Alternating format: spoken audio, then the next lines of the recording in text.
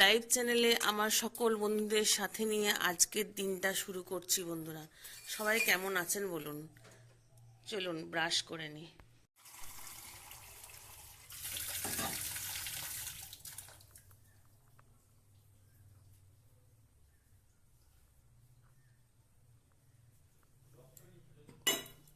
যাই লিকার চাটা চাপিয়ে দিই, চাপিয়ে দিয়ে খাবো একটু লেবু জল।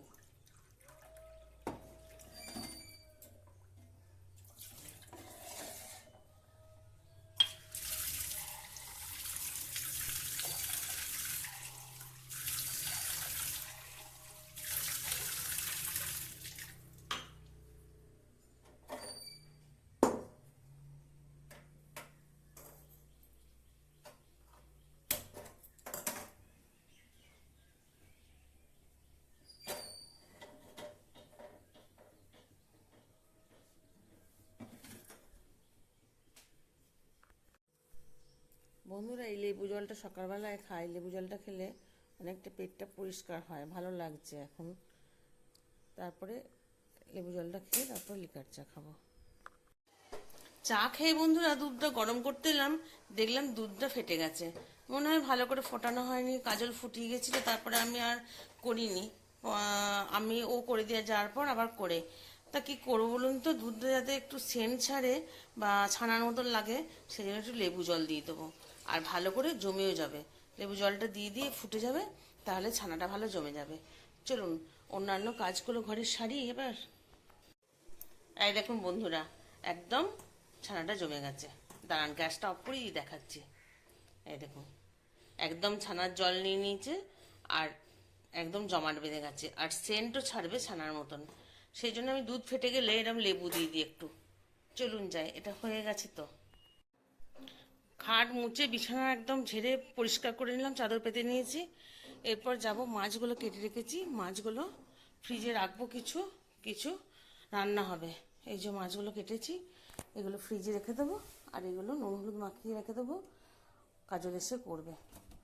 তারপরে যাব টিফিন করতে। টিফিন কি করি দেখি আজকে। তারপরে দোকানে যেতে হবে, কারণ আজকে রাখি শেষ, রাখি কিনতে ভিড় হয়ে যাবে, ওই জন্য দোকানে যেতে হবে। ব্যাটা উঠেছে, ব্যাটাকে চা দেবো।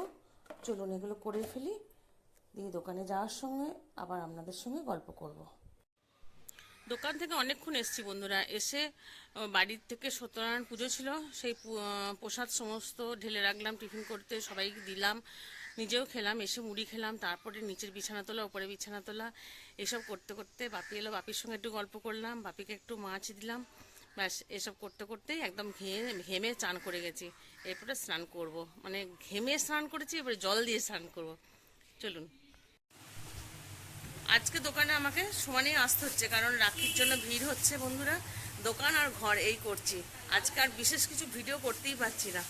আপনারা বলবেন শুধুই বাহানা, বাহানা নয়, দোকান তো আসতেই হবে, কারণ দোকানে খদ্দের লেগে গেলে তখন ওর একটু অসুবিধাই হয়, আর রাখির ভিড় চলছে এখন। চলুন যাই, খদ্দের এসছে। বন্ধুরা একটা মজা দেখুন, এখানে আমার একটা খদ্দের এসছে, তার হাতে একটা ছোট্ট টর্চ আছে, আর টিকটিকিটা দিচ্ছে, কি করছে টিকটিকিটা দেখুন। সামনে দে, একদম খাচ্ছে, সামনে দিস না, সামনে দিস, একটু দূরে দে। দাদা দাদা দূরে দে একটু, নাহলে ও বুঝতে পারবে না। হ্যাঁ হ্যাঁ হ্যাঁ, ওই খাচ্ছে না তো, ওই দিকেটা কর, ওই দিকেটা করে, মানে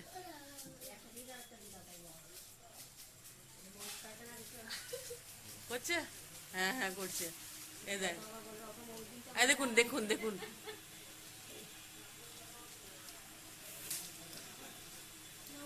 এই যে এই টর্চটা হাতে আছে, এই টর্চটা দিয়ে করছে, দেখা দেখা টর্চটা, এই টর্চটা লাল লাইট জ্বলছে, আর ও ভাবছে আমাকে খাবার দিচ্ছে। চলুন খদ্দের এসছে। কি করছো বলো তো, আমার এত গরম লাগছে। ও মা, কি করছো বলো না, আমার এত গরম লাগছে কেন, আমার ছ্যাঁকা লাগছে কেন মা? আমারও লাগছে বাবা, আমারও খুব জ্বলে যাচ্ছে, আমি কিছু করছি না। আমাকে আমাকে ওরা করছে, কারা করছে মা? আমি মানুষদের কাছে ভুলে চলে এসেছি জঙ্গল থেকে, আর ওরা আমাকে তাড়াবার জন্য রড পুড়িয়ে পেটের মধ্যে যাচ্ছে বাবা, আমি তোকে বাঁচাবো কি করে? আমি তোকে বাঁচাতে পারবো না বাবা। আমার মাকেও একদিন জানিস এরকম করেছিল, যখন আমার ভাই পেটে ছিল মায়ের, তখন ওরা আনারসে বিষ দিয়ে আমার মাকে ফেলে মেরে দিয়েছিল। আমি তখন অনেক ছোট, আমি তখন ভেবেছিলাম আমার মাকে আমি বাঁচাতে পারলাম না, আমার ভাইকে আমি রক্ষা করতে পারলাম না, কিন্তু আমি যখন মা হব তখন আমি আমার সন্তানদের মানুষের থেকে রক্ষা করব, মানুষের থেকে বাঁচিয়ে রাখবো। এরা মানুষ, এদের প্রচুর বুদ্ধি, আমাদের থেকেও বুদ্ধি, সেই জন্য এরা অমানবিকের মতন অত্যাচার করে আমাদের উপরে।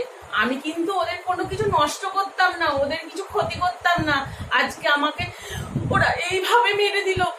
আমি তোকে রক্ষা করতে পারলাম না মা, আমি অক্ষম, আমার ক্ষমতা নাই, আমাকে ক্ষমা করিস, আমার মা হয়ে তোর কাছে ক্ষমা চাইছি।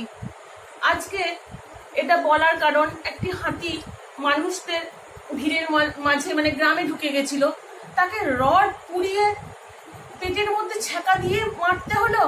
কেন করলেন এরকম? প্রকৃতিকে কেন আপনারা ধ্বংস করছেন? দেখুন না ও কি করে। আর কি তাড়ানো যেত না? অন্য কোনো পথ ছিল না?